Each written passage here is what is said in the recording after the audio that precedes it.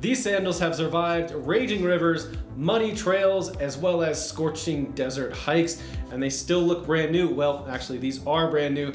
So I had to replace my Teva Hurricane XLT2 sandals recently, and I thought, why not review the new pair that came in? So, are these sandals actually indestructible, as the intro might suggest? Maybe.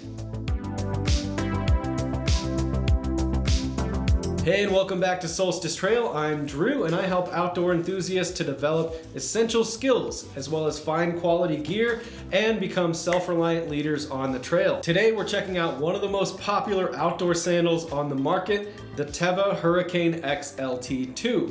After extensive testing in everything from desert slot canyons to mountain streams, it's time to reveal exactly why these might be the last pair of adventure sandals that anyone would ever need to buy.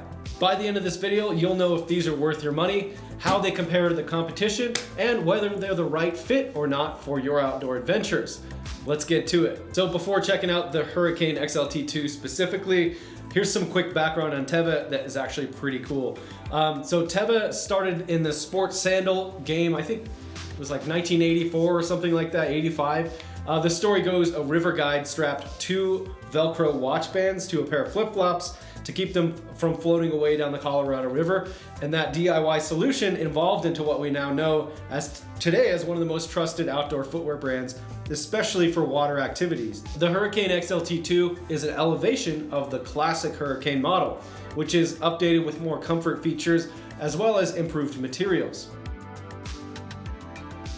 So let's take a look at what makes these sandals what they are. The Hurricane XLT2 features a simple but effective three-strap design. It's a classic Teva design, and it's got Velcro closures that allow for quick adjustments as well as a secure fit. The straps are made from recycled polyester webbing that dries quickly and feels soft against the skin, so that means no chafing even when they're wet. And the sandals come in a wide range of colors, from subtle black, which is my preference, but they also have bright patterns for those wanting to make a statement. The footbed has a contoured EVA foam midsole that provides a lot of great cushioning as well as some arch support.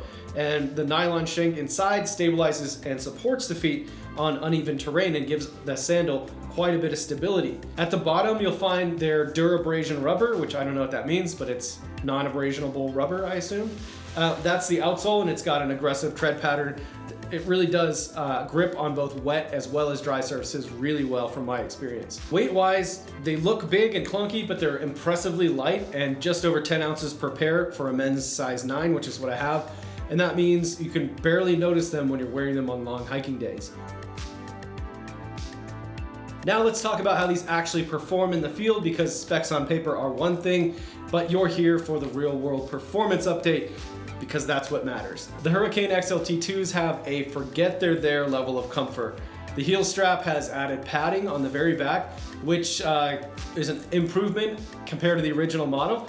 And that heel strap eliminates a lot of the common hotspot issues for blisters. The footbed is nice and squishy, and it molds to your feet over time in just a short time. It creates basically a nice little footbed structured to your feet in only several wears. The Velcro straps allow for micro adjustments, which can be really helpful when your feet are swelling during long, hot hikes, as well as for wearing with socks in cooler weather, and if you want to make a fashion statement, if that's how you roll.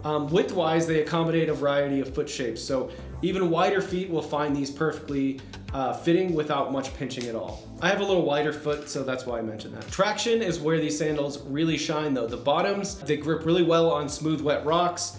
I've thoroughly tested them in streams when I'm fishing, and there's deep lugs on them that also work really well on loose dirt, mud, as well as rocks that are very prevalent on Arizona trails around here. These sandals, from what I found, maintain a really firm grip on steep descents where other footwear might slip. With that said, they're not perfect and they're not superhuman shoes. Extremely slick surfaces and like algae, wet algae will always continue to be sketchy, so be careful in those environments. So as I mentioned, I'm replacing my existing pair of these, and I've had them for just about over the year with heavy use. The Velcro is still really sticky. The soles show, that's a tongue twister. The soles show very little sign of lug tear or breakouts or anything like that.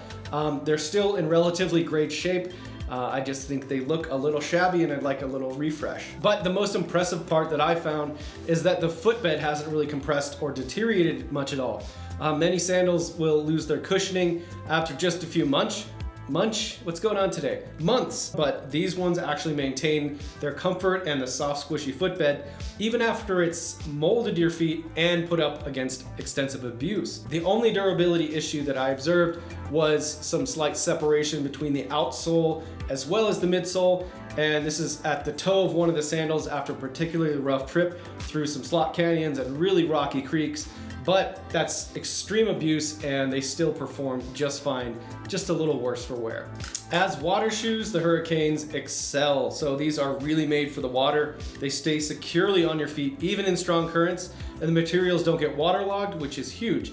They drain instantly and dry relatively quickly, around 20 to 30 minutes. And unlike some water shoes that get slippery when they're wet, the footbed, and this is massive for me, the footbed of these maintains excellent grip, so your feet don't slide around inside the sandal and cram your toes over the edge in the front or anything like that. They're extremely comfortable, even in wet conditions.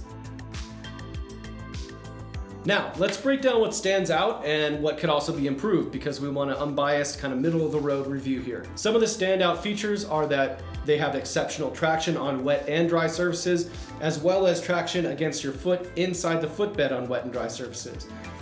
They're really long lasting. The durability is pretty unmatched, even with really heavy use, as I already mentioned. All the materials are really quick drying. They're comfortable for all day wear and all day hikes as well, which was really surprising to me.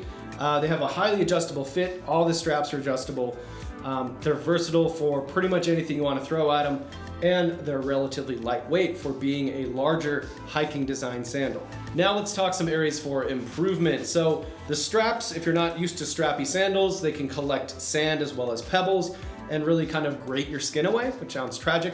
But if you wear them in the right sort of environments, you will find that that won't happen to you. They don't often offer too much protection. There's no toe caps, although the sole does flip up quite nicely at the very tip and provide plenty of structure for myself when I'm going rock hopping or climbing around lots of the big granite boulders around here. And one of my biggest gripes is that they're not very packable. I tend to not take these on hikes as camp shoes because they're a little on the heavier side for that sort of thing. And also they're quite bulky and big, which is great because they offer good traction and protection, but they're not great long distance backpacking additional camp sandals.